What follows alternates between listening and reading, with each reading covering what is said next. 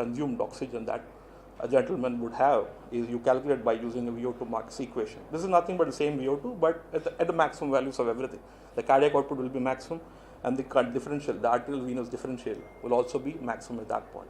Now, cardiac output we understand is nothing but heart rate into stroke volume.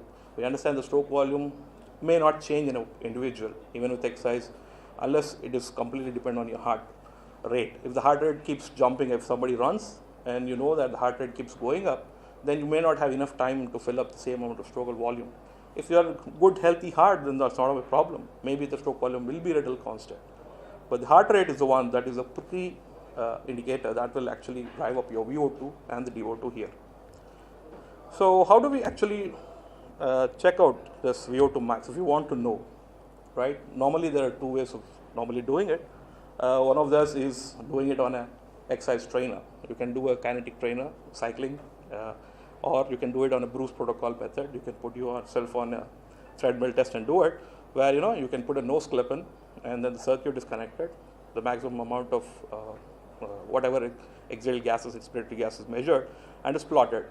So this is, you do the exercise till the point of falling out. Almost you literally fall out. That is when it is calculated the maximum amount of oxygen consumption for that particular athlete is picked up, which is called the VO2 max. Now, I will do this thing, because basically if you look at it, this is a classical way of looking at how the VO2 max is calculated. As heart rate goes, like we all see the formula, VO2 max is significantly dependent on the heart rate. If the heart rate reaches high, the VO max is high. That means the body consumes more oxygen when your heart rate is going up. In the same way, the delivery also improves and matches it. I'll do the blasphemy here. On the left is me, on the right is, I know you know him, Lance Armstrong. I am just a, let's say, a recreational rider. I ride one in a week's time, weekends. I do a 100-kilometer ride at a time. To compare with Lance, let's look at, you can take me as a normal human here. So my VO2 max will be around 45 ml per kg per minute. So for my weight, I'm heavy, so it will come to 4 liters per minute. But if you see Lance Armstrong's VO2 max, it will be almost 85 ml per kilo. He's almost one of the fittest guys. Or if you see VO2 max, he's only the second ever recorded highest. So at 85, he will be consuming almost 6.5 liters per minute. 2.5 liters more of oxygen per minute when we are both at a maximum exercise capacity. So you can understand the difference. From 250 ml per minute, you can reach up to 6,500 ml per minute. That is how the body is adaptable. In this situation, look at my heart rate, my base rate heart rate would be 70, my peak heart rate would touch 170, whereas Lance's peak heart rate would be 220 and his resting heart would be 32. So it again depends on the heart rate. If your heart rate goes up, your VO2 will go up, and the same way the delivery is also matched. This is fine, because when you are calculating VO2 max, you are actually looking for a shorter period of time where you are exerting yourself to the maximum. Whatever happens in a steady state. Now let's talk about in a steady state. What happens is, let's say I'm doing the same cycling. Okay, I go for 100 kilometers. It takes me 4 to 5 hours to do a 100-kilometer ride. So if I'm doing it, I'm not exerting. There are no more climbs. Let's say there are no more hills to climb. It's a straight, flat-out road. I'm not putting myself to my max heart rate, right? But I'm cycling at, let's say, 60% or 80% of my peak heart rate. So it's a steady state exercise. I'm doing it. But in this situation also, the VO2, if you see from here, if the VO2 goes up, there is some deficit in that. In the sense, the delivery of oxygen is not optimum to reach my VO2, because over a period of time, you tend to accumulate an oxygen deficit. What happens once after, let's say, 4 to 5 hours of exercise, you stop it, there is the VO2 consumption doesn't just abruptly cessate from there. It kind of goes in, the cardiac output tries to match it. The heart rate may come down, but the blood pressure will take some more time to normalize. For example, for me, it may take around 12 hours for my blood pressure to become normal. Lance, it may take 6 hours. So that kind of situation. So the oxygen that is deficit in the initial part, there will be anaerobic glycolysis, there will be production of glucose and lactate. Glucose will be converted into lactate in this situation. But during the recovery, the cardiac output tries to maintain excess amount of oxygen supply so that all the lactate is back converted to pyruvate using that oxygen. So that's how body tries to assimilate on things, but there is always this amount of things that you need to understand about extractions and DO2s. So if we talk about the extraction ratio, that is how much amount of oxygen is consumed about from the time of amount of delivery that happens here. Normally, if the DO2 is 1000, the extraction is around 25%.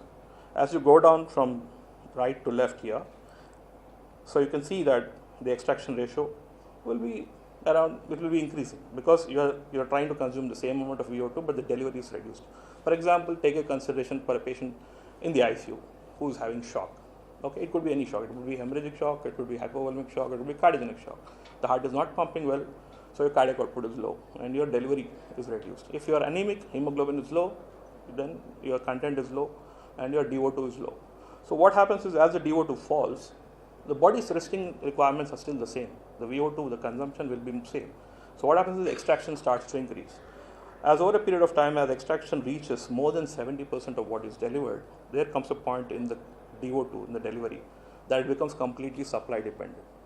This point is physiologically called the critical DO2 levels. Now when we talk about the critical DO2, this is the point where the critical DO2 happens. Below this point, it's all supply dependent. VO2 becomes completely dependent on the DO2. And then that is the point where your extraction goes up, your SVO2 will actually go down because you are extracting everything up. And then what happens is, this is the point where anaerobic glycolysis happens, lactate tends to accumulate, all the cellular anaerobic metabolism byproducts start to get up. So normally, if you look at this point is where your normal critical DO2 would be in a healthy individual. But let's say your DO2 is coming down, either because of heart failure or because of anemia. So the DO2, critical DO2 moves on a higher level of DO2 range here. So let's say somebody's hemoglobin is 7. What happens to the DO2? When we calculate 15, it is 1000 ml per minute. For a hemoglobin of 7, it would probably half of that, so 500 ml per minute. So a patient with anemia, probably the critical DO2 comes on the right side of the curve. The same way the patient has heart failure, the cardiac output is low. Again, the curve shifts on the right side. If suppose a patient has sepsis or multi-organ dysfunction, because of the hypercatabolism that happens in sepsis and other things, even the VO2 is up. Even the consumption is high, and also the whole curve shifts to the right. Now this is something that people have pondered upon. There have been a lot of studies in trauma, starting from the time of Shoemaker. We have seen supranormal oxygen delivery studies have been done. In sepsis, it has never worked out. But we all know this studies. We all know this early goal direct therapy. We think that this is something different. This is something new that just come out of the blue and then it changed some outcome management about protocols. What exactly does it is does the same thing, right? It looks at CVP, whether you are basically trying to improve your cardiac output. If you have a shock, you are trying to fill the system. You want to increase your blood pressure, so increase your manual MAP. If not, you add vasopressors to improve your blood pressure. If that doesn't happen, you are trying to look at the extraction ratio. You are looking at the SVO2. If the extraction ratio is, SVO2 is less than 70, that means the extraction ratio is 30%. So if it is more than 30%, if their extraction is very high, what does that mean? That means the DO2 is becoming critical. You need to address that. How do you increase your DO2? Two ways: cardiac output or hemoglobin. Cardiac output, you may start dobutamine. Hemoglobin, transfuse. This is the same thing that was done in EGDT. But unfortunately, we know that in sepsis, it's usually the failure. How many times have you seen SVO2 actually being less than 70? Most of the time we get 80%, because by the time this EGDT was done in ER patients, that is why they say the number of patients who have got SVO2 more than 70 in this study was high. That's why people say that maybe reverse dealt with not so sick patients. By the time most of our patients in the ICU, when we check SVO2, it is actually on the higher side. That means that there is a cellular saturation. So isn't this enough? Because anything more than that, you are going and falling in the flat line of the curve. It is not going to change things out. So the ideal target also, the PO2, when we talk about PO2, is 100 minus, what is the normal for age? We say 100 minus age by 4 or 100 minus 0.3 of times the age we talk about. So most of the individuals would fall somewhere below, around 80, 90 PO2s. But because we can't always keep checking ABGs for every time you put somebody on oxygen, we go on the surrogate, that is the saturation. We look at the saturation and say, we will try to keep somebody at 94 to 98 is enough. Because 98% saturation will collaborate almost up to your 90 PO2s. Okay, 90 PO2s is good enough if you think about somebody with a PO2 100. If you think PO2 is 100 minus, let's say, a 40-year-old or a 45-year-old So it comes to around 85 millimeters of mercury. So 85 millimeters of mercury would be your ideal target, and you will, because you can't measure the PO2 directly, you will go for the arterial saturations. So based upon this, and the guidelines have come up this year again, BTS guidelines have come in. Thresholds is like everything else, fluid is a medication, albumin is a medication, everything else is a medication, oxygen is also a medication. Use it judiciously, don't overuse it unnecessarily wherever it's not needed.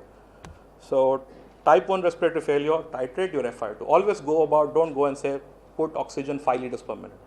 Say titrate your FiO2 for 94 to 98. I want this saturation. I don't need 100% saturation. 94 to 98 saturation is good enough. So you think about if a patient is hypoxemic, try to give oxygen sufficient enough. It may be just face mask, it may be high flow nasal cannula, it may be ventilator. But I'm not going to depend upon the FiO2 that I'm giving. I'm depending upon the saturation that I'm going to get, right?